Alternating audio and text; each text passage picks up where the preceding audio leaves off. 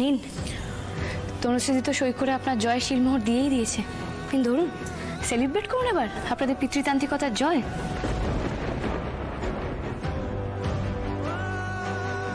আমি কিছু ভুল বললাম স্যার?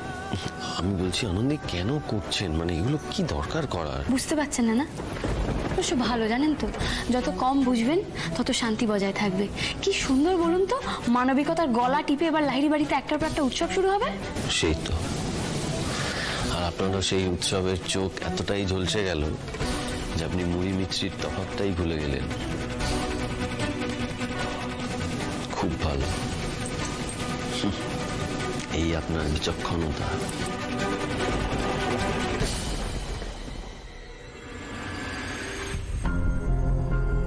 কি দারুণ ভাবে আমার গায়ে কালিটা ছেটালেন আপনি, কি অনায়াসে বলে দিলেন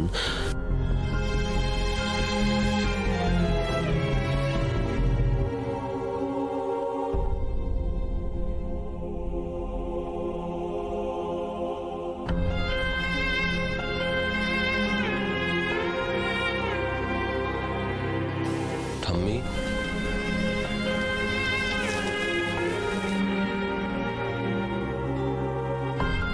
আর আমাকে ছুঁচ ফুটাস না দাদা,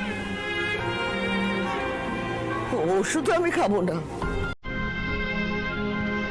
আরে, আমাকে কেন বাঁচিয়ে রেখেছিস?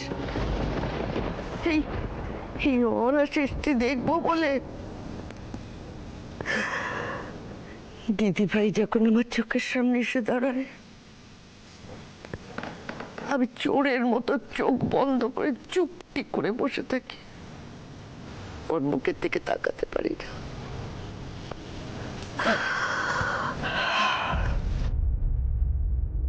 আমার একটা প্রশ্নের উত্তর দেবে ঠাম্মি? বল, কি বলবি? মানুষ যাকে আইডল ভাবে তার মতো মানুষ হতে চায়, উল্টোটাও কি হয় গো?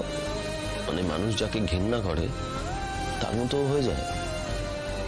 মানে আমি কি ডক্টর অনিরুদ্ধ লাহিড়ীর মতো ইনসেন্সিবল একজন স্বার্থপর মানুষ হয়ে যাচ্ছি দিন দিন? হ্যাঁ, এ কথা কেন বলছিস দাদু ভাই? এবার তোরা একটু চুপ কর, একটু চুপ কর আনন্দী। আমি আর সহ্য করতে পারছি না এসব। পরিবারের শান্তি রক্ষার নামে আর কত কান্না বুকে চেপে আমাকে সংসার করে যেতে হবে, তোরা বলতে পারিস কেউ?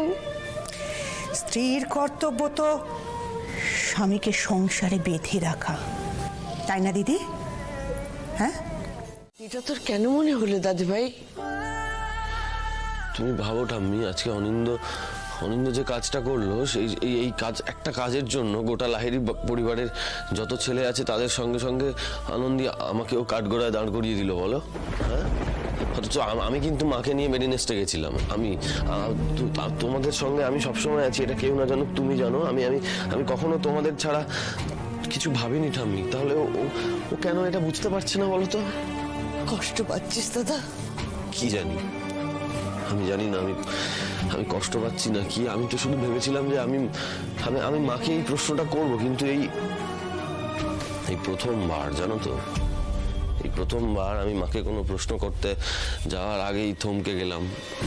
আসলে এই প্রশ্নটা যখনই আমার মাথায় এলো না, তখনই আমার নিজেকে কিরকম একটা অপরাধী মনে হলো যে আমিও কি কোথাও ডক্টর লাহিড়ীর মতো হয়ে যাচ্ছি, কি জানি। হ্যারি, মাকে প্রশ্নটা করতে পারিসনি, তাই তো? কি করে পারবো বলো? আমি তো অপরাধ বোধে ভুগছি। আমার কিরকম একটা অপরাধী মনে হচ্ছে নিজেকে, জানো তো। আচ্ছা ঠাম্মি, তুমি বলো তো, তোমার কি মনে হয়? মানে এই যে ডক্টর লাহিড়ী যেভাবে মাকে ট্রমার মধ্যে রেখেছে, ওই নন্দিনী ব্যানার্জিকে এই সঙ্গে সম্পর্ক রেখে, তাহলে আমিও কি তিতিরকে এই বাড়িতে এনে আনন্দীকে কোথাও একটা ট্রমার মধ্যে ফেলে দিই? তোর কি মনে হয় এতে কষ্ট পাওয়া উচিত নয়? কি করে ঠাম্মি? তিতির আমার বন্ধু, ও ঠিক যতদিন না পর্যন্ত সুস্থ হচ্ছে ততদিন পর্যন্ত এই বাড়িতে থাকবে, তারপরে বাড়িতে আর থাকবে না। নন্দিনী আর তিতির সেম নয়, আমি ডক্টর লাহিড়ী নই।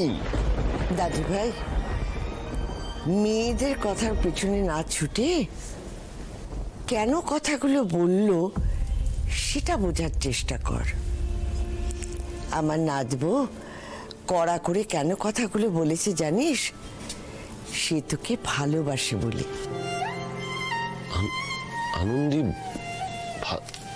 ভালোবাসে? ওমা, কেন রে, তুই বুঝিসনি? আমি আমি আমি আমি জানি না, আমি শুধু একটা কথাই জানি, ও যে কথাগুলো বলছে সেগুলো আমার ভালো লাগছে না, সেগুলো আমি বুঝতে পারছি না ঠাম্মি। এটাই তো ভালোবাসার নিয়ম রে দাদা। দেখ, দিদি ভাইয়ের কথাগুলো তোর বুকে এসে বিঁধছে, আবার সেই দিদি ভাইয়ের কথাই কিন্তু মলম হবে, বুঝলি দাদা? সুপায়নদা, সিনেমার নামগুলো কিন্তু দারুণ মানায়। এই ভয় কিন্তু তোমাকে বাঁচিয়ে দিয়েছিল আল্ট্রাসাউন্ডের সময়, রুষা। আর এই ভূতের সিনেমার নামটা এই কারণে দেওয়া, কারোর হাতে যদি এই সিডিটা পড়ে তুমি তাকে বলতে পারবে যে এটা তোমার পছন্দের সিনেমা। বুঝেছো? বুঝলাম, কিন্তু বাচ্চাটা তো হবে না। বাচ্চা হবে না, আমি বাচ্চাটা হতে দেব না। মানে কি, মানেটা কি? তাহলে এইসব প্ল্যানের কি হবে? বাচ্চা হবার আগে আমি বাচ্চাটাকে নষ্ট করে দেব, ইচ্ছে করে, কনস্পিরেসি করে। কে করবে?